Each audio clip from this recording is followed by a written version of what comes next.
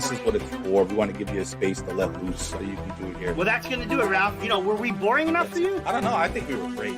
Let's get to it. Madonna do Carmen, aiutici tu.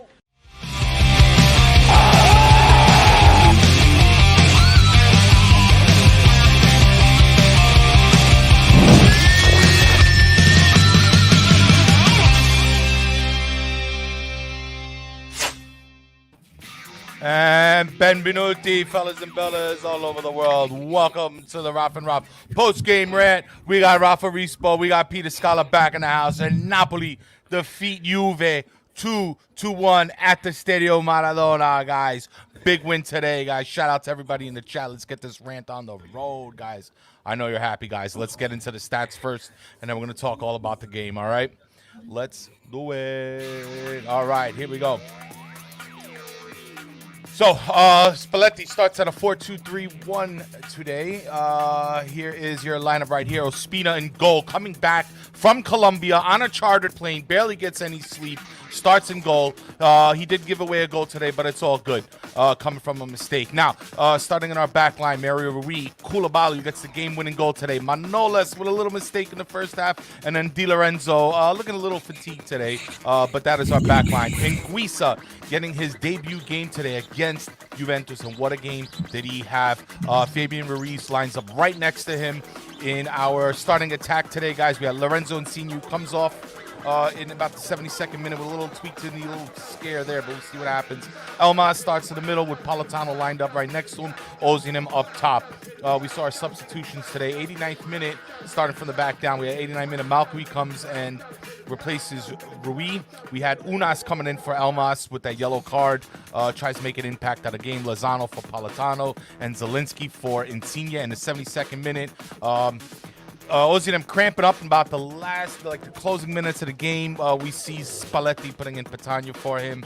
Again, goals coming from Koulibaly with a header. From a corner kick, and Politano. Moving on, guys. Moving on to the stats. 67% possession for Napoli today. I mean, I don't want to say dominated the game, but they certainly had a lot of control of the ball today. 33 coming from Juventus. 18 chances created by Napoli, 5 from Juve. All scary chances, but 5 for Juve. Yellow cards was a light game, not too rough. 2 yellow cards. Napoli, 1 from Juve. No red cards, thankfully. 13 corner kicks from Napoli, 1 from Juve. 91% pass percentage, 81% for Juventus. Now, game shots, really exciting. 25 shots from Napoli today, guys, compared to the Juventus 10 shots. We have 9 missed shots, 4 for Juve, 6 on target today, 2 going in, obviously, 4 from Juve, 10 block shots from Napoli, and then Juve having 2. So, super exciting, guys. A lot of action today, man. A lot of action, kind of. But, man, let's guys. Oh, baby. A win's a win, right? A win's a win. Baby. And we got a win is a win. A win is a win, and to put it simply, Napoli are 8 points ahead of Juventus in the first 3 matches. I'm just so excited about that. There's so much to talk about. What a rough start! Actually, the start was okay. The first 10 minutes was okay, and then we give up the goal. Manolas error. You just a little bit lazy in the back pass, you know what I mean? And Morata capitalizes. And the first half didn't really look that much better from there on. It just was a really stagnant first half. Yes, we kept possession, but in the final third in the first half, it was just really not looking great. And then we make the switch at the halftime, and all is well in Napoli land. I don't have words. Yeah.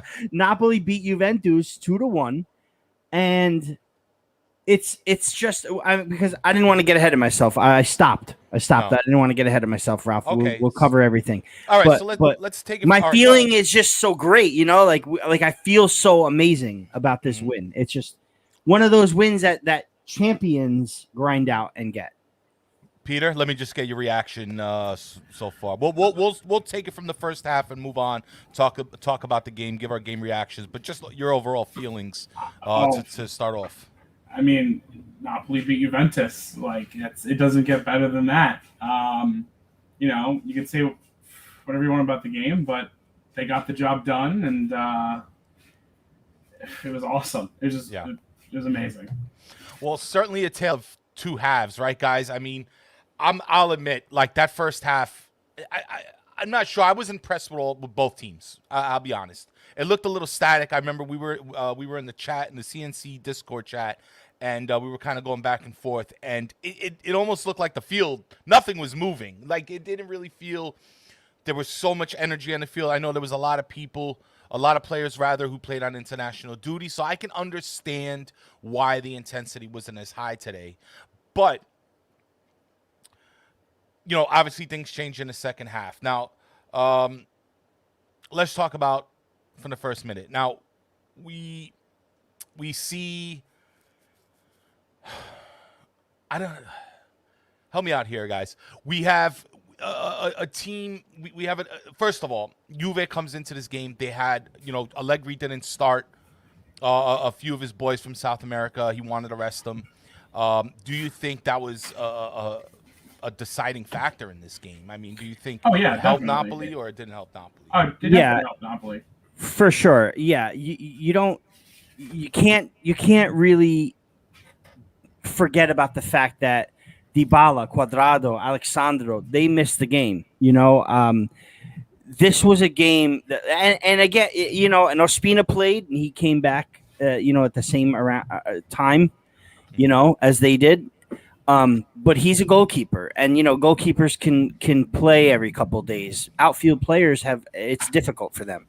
Right. Juventus Allegri decided to rest them. I think it was a better move because we saw last season when Napoli beat Atalanta 4-1, the same result of Duvan Zapata and a couple of other South Americans coming back for Atalanta, and they played, and it wasn't a great idea for them to play. It was right after the international break, and we beat them 4-1 at the Maradona. This time around, it's an issue with the South American qualifiers. They need to figure out how to have their last round of matches a little bit earlier than a Thursday night where there are games going on Friday, and say, yesterday Lille played in France, right, and today you got a full slate of club fixtures, and it really did benefit Napoli, and all of the worries that Napoli had kind of went away when we found out that Ospina was going to play. It had a very big impact on Juventus and their approach. I like what Matteo Bonetti said at the end of that game. You will never see Juventus line up the way they did again today because of all of the missing players, Right. Also, you might see more of Moiskin instead of coming in the 81st or 2nd minute. But, right. Juve, Fortunato, FNS Forever says Juve was tied 1-1 and was still parking the bus. And he's kind of making a joke about it there, but it's true. If you ask any Juventus fan if they'll take a 1-1 away at the Maradona in these conditions, in these circumstances, absolutely they would have, for sure. Yeah, but about Juventus parking the bus at 1-1 for the full squad, they probably that's just that's the way they're coached. That's what he always does. Very good point. Very good point. That's just how they play. Definitely. I was that first half for me was just lacking intensity on both sides. We see Juve kind of sitting back. I get it. Maybe this 4-4-2. They didn't. To me, they played a little scared today. I don't know. I didn't see quite. I was expecting more of a press from them. Had they done that, maybe the result of this game could have been a little bit different. They just didn't give Napoli any trouble. They didn't give them any pressure. Our defense. Granted, we didn't do that great moving forward. At least in the first half, we certainly saw more intensity in the second half. But by the first half, our defensemen were just kind of like back there passing the ball back and forth with no trouble whatsoever. Granted, we see a soft mistake from Manolas. Maybe he got so comfortable back there that he thought he would have been all right. And then I believe, who was it, Morata, that put the pressure on him, takes the ball, scores the goal. And I'm just like, man, I hope it doesn't come down to this. Yeah. I really hope this is not going to end 1-0 on a stupid mistake, because I knew the game was going to be tight. I had a feeling the game was going to be tight. I would have taken a tie as well, to be honest. But Juve, no fire. No fire at all during the whole game. I don't care who they're playing. I mean, you're known to have a bench, right? Juve's always known to have this kind of second squad. And I don't know. I just wasn't impressed at all from either team on the first half. I didn't like in the first half. No, in the first half, you're right. In the first half, you're right. Yeah. Like I said, Napoli started off really well. Possession, they had possession of the ball. A couple of chances at the end, but besides, on the Juve front, besides the goal, there really was not much. From them. Right. Vice versa for Napoli in the first half. It looked to me like there was a feeling out process. Right. God knows I love Politano, but he holds on to that ball for way too long. He's got to learn how to get rid of that ball. Just too predictable. And too predictable taking those. Like Insigne is predictable at a point, to a point when he has the ball doing the T to J. Everybody's expecting it, but he does it so well that it doesn't matter. Politano and his predictability is a little too predictable. Right. 9 times out of 10, he's taking a shot. He scored the goal to equalize today, which is great. But that was on the heels of a mistake by Szczesny again. Yeah. And Politano was there to bag it. And great, and I'm happy for that. But I really, really think we were missing Lozano on that side today. Possibly. I mean, it certainly was a game of goals of mistakes today, right? I mean, kind of like that. Pete, what were your thoughts about that right side today? I mean, the first half as a whole, Napoli did have they did a lot of nothing with a lot of possession. I don't know. The goal Juventus scored was maybe the third time they touched the ball in their attacking half, and it was a gift, a wonderful gift. But maybe there should have been some better communication that Morata was pressing him. But I agree. Politano can be a little bit predictable when he has the ball, but he does his best work off the ball. Like for the goal that tied it, he had nothing to do with that play. He read where the ball was going, and he made a run. In soccer, you always got to make a run towards the goalie, especially someone like Szczesny, who the past 2 games has been just dreadful.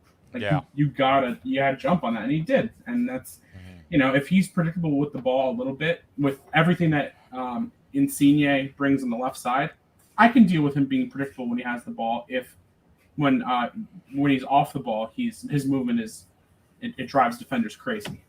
Right. We didn't quite see as many overlapping runs from Di Lorenzo as well either today. I think he kind of stayed back. Mario Rui was moving up a lot, which, it's going to cause Di Lorenzo to have to stay back and kind of line up with a 3-man defense to help out. Rui played well today. Rui did play well today. I was about to say that. That's again, third match in a row. He's played really well. Never shoot the ball again. Just never. As long as he never I agree. I'm not, but I don't blame him for the opportunity of taking the opportunity. I think if he saw the opportunity for that shot, he saw the opportunity, he went for it. But I mean, even in it was a free kick that he sent into the box in the second half that really looked good. And I think he played really well today. He's got for a handful of incidences that happened, he gets a lot of shtick for it, and I don't think he deserves it that much. I mean, he's not the answer to left backs, but he's not as bad as everyone really thinks he is. He's not. It's my opinion, but it's also kind of true. You know what I mean? It's also kind of a fact. He's not terrible. Right. I think he did his due diligence today. I think over the past 3 games, he's been trying his best, and I don't know. It's all we can really ask for the guy. I know, lots of people gave the market, kind of like a thumbs down because we didn't acquire the coveted left back and Emerson or whatever. But I think after this game, that proves the market wasn't that bad because it wasn't that bad, right? Well, we'll get to that. We got a lot of season left. Yeah, we got a lot of season. We'll left. get to that. But we take the equalizer off the Insigne shot, right? That was saved by Szczesny and put in by Politano, right? And but before that too, but after that, Napoli were just a different Napoli. I mean, the stuff in the midfield from Frank Anguissa, man, from Zambo Anguissa was just stuff of legends, dude. Like he could not have had a better debut. Speaking of debuts, the fact also that Spalletti has won 3 out of 3. Only one other manager for Napoli's ever done that, and that was oh my gosh, his name is escaping me. Spanish, Rafa Benitez. Rafa Benitez in his first 3 matches was unbeaten 3 out of 3, and now Spalletti has done it. Spalletti's only ever beaten Juventus twice before. He beats them today, And again, at halftime we take Elmas out and put in Unas, and Unas playing in the middle for me was really surprising. I thought that I could have swore that he was going to come off for Politano and play on the side over there, but they kept Unas in the middle. And for me, and who said it? I think it was Vincenzo who said it in our last post match against Genoa. Said that Unas could play a central role, sort of how Mertens does too. And their play is very similar. And today he proved it to be pretty true. I think Zielinski coming in and taking over that role when Insigne pulled up with his little knock was good for Zielinski to get some movement in his legs, to keep him moving. But I think Unas did very well in that role, and I think that helped us kind of open up some space for. We got to Victor Osimhen a little bit easier too. Right. And I'm not knocking Elmas and his performance, but really none of the team did that well in the first half to garner any sort of. So a change had to be made. So we take Elmas off, put in Unas, and then the rest is history. We go on with the second half, and second goal comes from another mistake. Kalidou Koulibaly getting the tap in the 85th minute to seal the deal, avenging the own goal from 2019, but bagging that winner like he did in 2018. Very poetic. Very. I think Koulibaly is such a fixture in the Napoli Juventus, match. It's just so great how he's always the protagonist in it.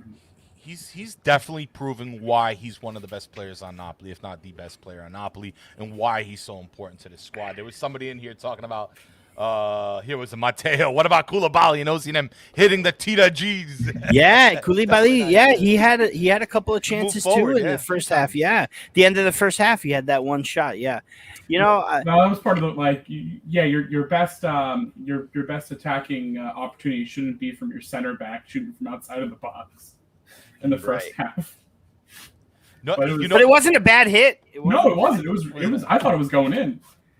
I'll say that I love when Koulibaly moves up front. To me, every time Koulibaly does that, he's trying to send a message to the team. This is my opinion, of course, but I think he's trying to send a message to the team like, yo, let's go. Let's move forward. Please get something done. Because if your center back has to do that, what does that tell you about the performance of the midfield, about the performance of the strikers? And when he gets up there, man, I really feel like he's trying to lead the charge and saying, hey, let's go. So it was good to see. And I think he deserved that goal because, to me, again, we're going to get to the BOM, but for me today, Koulibaly was my man of the match. I don't want to get too far ahead. But we're going to the second half, guys. And immediately we see more energy. Now, Unas comes on in the 45th minute. He comes off for Elmas, right? Elmas with that yellow card. And listen, no knock to Elmas. He did okay. He had a few chances today. I believe he had a header. He tried. He had the yellow card. Huh? It wasn't his game, but yeah, right. It wasn't his best performance considering the past 2 games, but I think we're going to see more from him this season. Wasn't his game, like you said, Peter. I'm with you there. He gets taken off. Unas comes in, and I believe I think it was Matteo Benetti, and I agree with him because I said this all the time. It was the one thing I didn't like about Unas was that sometimes he thinks he's the best player on the pitch, and I agree with him a little bit. I think he has some great ball control.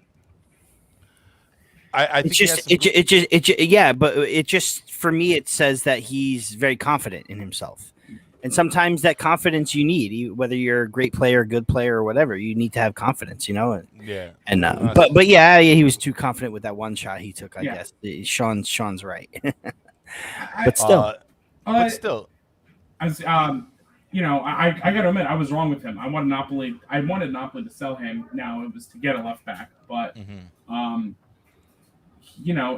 I thought that was a really good substitution bringing him on.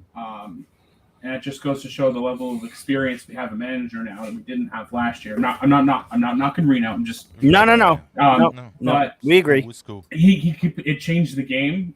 There was somebody fast in the middle. They kept I thought it was going to be more of the like I talked pregame. It was going to come from the wings. Maybe the first goal kind of did, but once Onas got brought on, it completely changed the game. And we didn't see that with Napoli last year, where they stuck with one game plan and they just kept doing that. Yeah, right. First half wasn't working. They brought in the substitution and they kind of changed the way they were playing. And they got 2 gifts from Juventus and it worked out. So.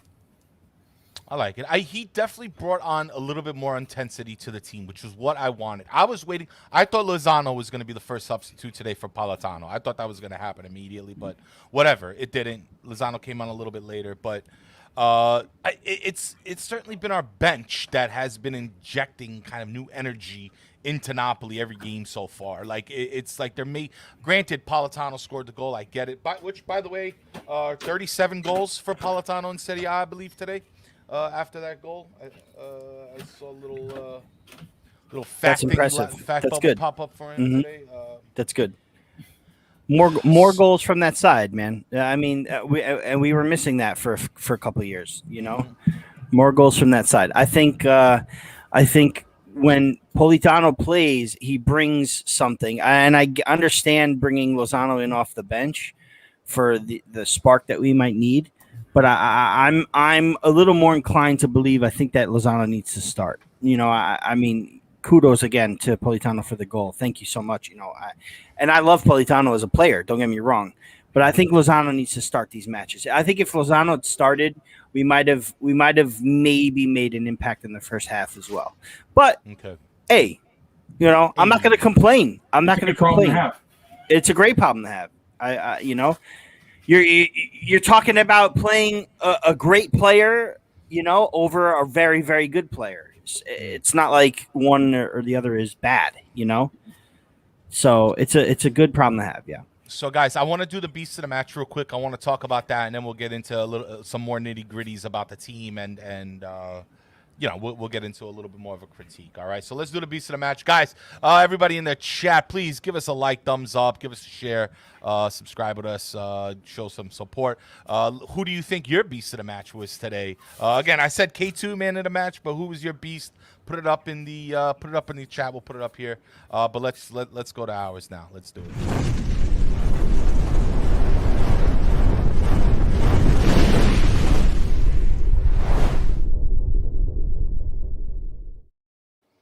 Here he is, guys. Sambo Guisa. For me, guys, I had to pick this man today. He was pretty much consistent throughout the whole game. And, his first game on, he has to play Juve. He just got to the team. He barely speaks Italian. He did what we expected. He was dispossessing players. He was making decent passes. I mean, guys, chime in here. What'd you think? I thought for a first game, he beasted it today. He beasted it. Frankie Boombats Anguissa, baby. Frankie Boombats Anguissa. That's my nickname for him. Frankie Boombats. This guy, absolutely. I mean, just it felt like a glove, man. It looked like he's been on this team since 2018. He reminded me so much of Alan today. He just is the guy I told you, man, the guy that we've been missing in the midfield. And I think it was like 35 of 36 passes made in the first half. I don't know the final stat, but he was absolutely amazing today. I couldn't ask for anything more from Frank Zambo Anguissa. I think that this guy's going to be a major player on this team. Major player. And the deal that we got for him, even better. Petey?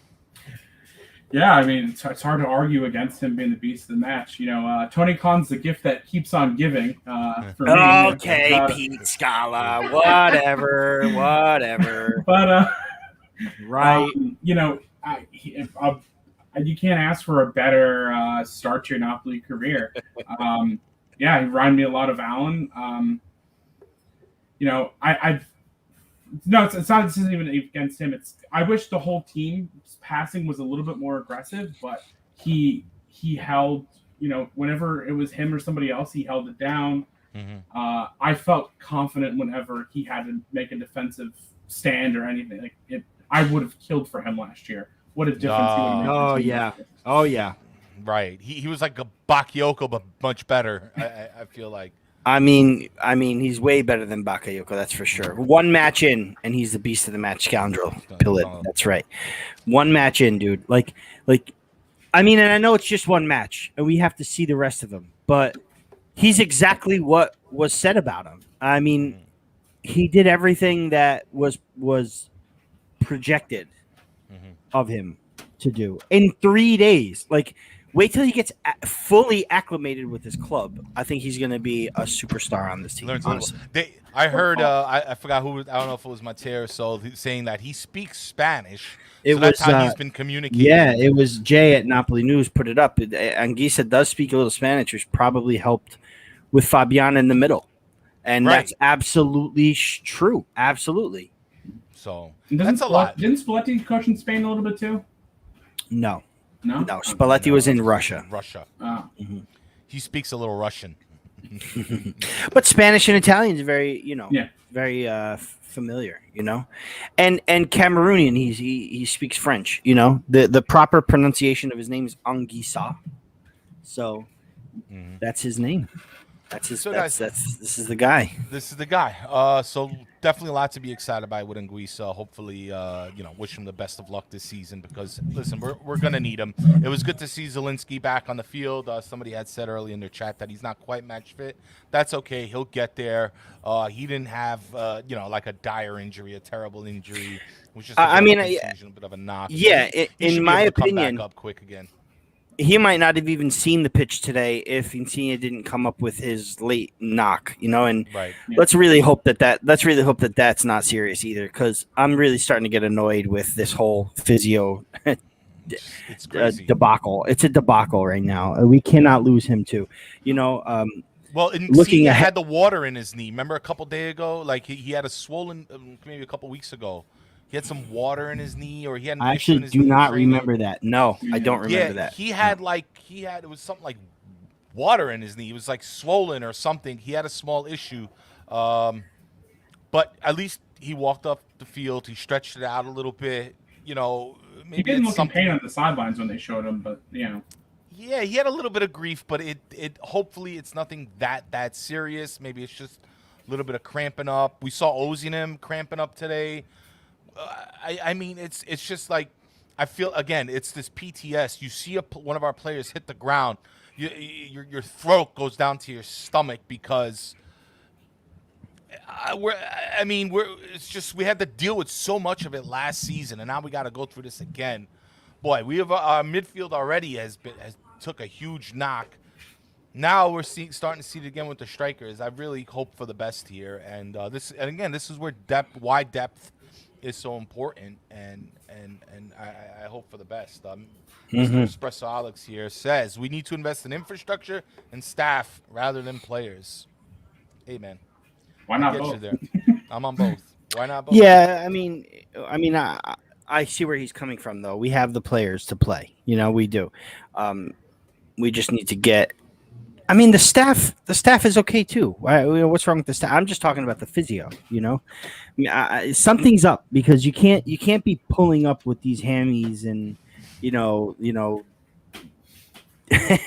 bad ankles. And it just happens too often to Napoli players. I know injury is part of sport, but it's just too often with Napoli players. Too much, too often. Yeah. But yeah, I mean, credit to the guys. They still got it done. Beat Juventus. That's the main focus of the day. No matter what, it's a once again, backs against the wall, grind out a win. Once again, and this time it's on Juventus. Everybody out there is saying, "Oh, it's just Venezia. Oh, it was just Genoa." Well, now it's just Juventus, and yeah, they have 1 point from 3 matches, but that doesn't mean they're going to stay on the bottom. They definitely will be back up, right. And as I predicted, they'll just get into the top 4. Yeah, so they're going to be back. What's that? Venezia does have more points than Juventus right now, so they do. Might have been the tougher opponent. Napoli are top of the table right now. If you look at it, it's a beautiful sight. This guy looks so good. It does. It needs to stay that way too, man. Shit. Dude, so we're sitting here talking, and Rocco sends me a text message of a screenshot of his screen showing our post-match rant that he's watching right now. I'll show you the screen on the side right there on the right on this side here is the standings where Napoli is in first. And it goes down to 16, and you don't see Juventus in this. Oh, you do. They're 14. Okay. Napoli are here, and Juventus are here, and it's amazing. Love it. SSC Napoli saying Sadi's fitness coach when at Napoli has returned this summer. Hopefully things will get better. That is a good point by Jay, and hopefully they can, because he did have them running all over the pitch, and we didn't really deal with a lot of injuries that season, except for Gulam. But right. That's just a Gulam problem. FNS saying if Manolas never made that back pass today, Juve would have never scored today. I agree. Yeah.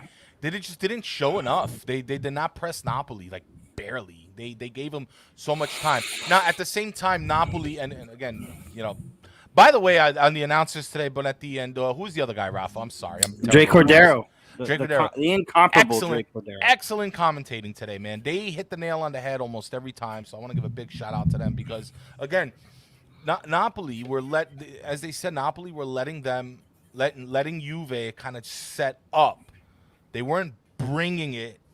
We said in the pregame rant, I wanted Napoli to bring it to Juve and give them some trouble. We didn't see it as much until maybe a little bit later. And things started happening more and more. We started getting more chances, but wasn't too impressed with Juve's performance today and their ambition. I think they could have gave us a little bit more trouble. But that early goal from them might have been a blessing in disguise for us because they scored it and then they sat back and did nothing all game. Yeah. And that let, especially Napoli didn't look that good in the first half. Juventus had no reason to really turn it on and try to go for it. And, we saw Napoli did in the second half. So right.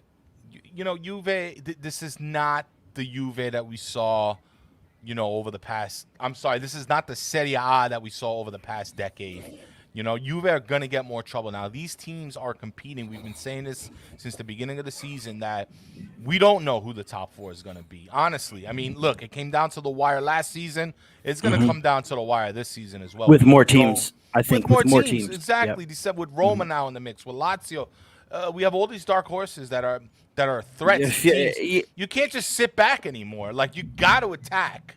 You have to attack if you want to win games. Honestly, man, like when a lot of people say things like we got, that the league got weaker, that Ronaldo left and Lukaku left, and I think a lot of teams got stronger. I really do. I think Lazio got stronger, and I'm not trying to say from players coming in from other leagues.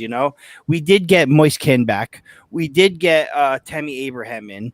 We did get Anguissa now. We did get some players from other leagues in. But honestly, I think teams made the right moves to make themselves better. Inter getting Correa, Lazio getting Zaccagni, Inter again getting Di Marco and what's his name, the forward from Roma, Zecco. I just think that most of these teams got so much better. Milan bringing in Giroud and Florenzi and the keeper Magnan. Donnarumma left the league too, but still, I still think that now more than ever, the top teams are going to. I said it. Very distinctly. I think that the top 4 are gonna be like separated by like 5 or 6 points, and I think the top 7, the European places, will be no less than like 3 points from each other. Honestly, I like you know what I mean. I just think that it's so tight this year, and who knows who's gonna. I think Fiorentina could break in. I think there's a tough match. I think Lazio can get into the Champions League for sure. There's no way Sarri's not going to go all the way for that. It's just a very exciting time in Serie A, and Napoli being at the forefront without making that many great, insane moves is just also another testament to what Napoli have in real life. We just need to keep those injuries down just a little bit, and that's it. Yeah, Lazio do play Milan tomorrow. That's going to be a cracker of a game.